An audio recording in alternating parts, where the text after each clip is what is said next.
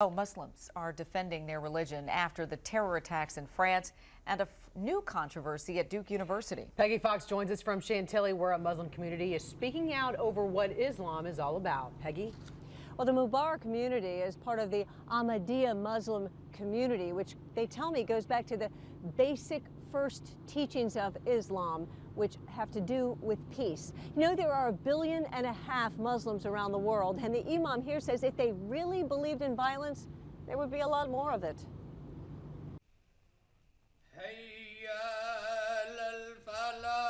In Muslim communities right now, there's a feeling of being misunderstood. The true meaning of Islam is peace. They feel wrongly associated with the attack on the satirical newspaper Charlie Hebdo by terrorists who claim to be avenging the Prophet Muhammad. Which prophet would say, go do this to protect my identity? No prophet would do that.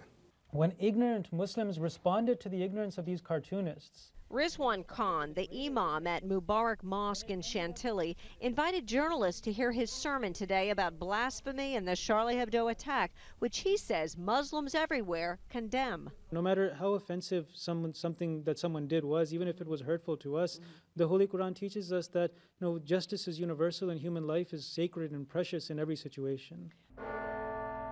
A controversy at Duke University is shedding light on the strong negative perceptions of Islam. Franklin Graham has protested ringing the Duke Chapel bells for the Muslim call to prayers. This is not a God of peace. It's just not there. There's no history of Islam being a peaceful religion. Rizwan Khan says Graham has been misled. He says verses in the Quran which appear to be violent are related to self-defense only.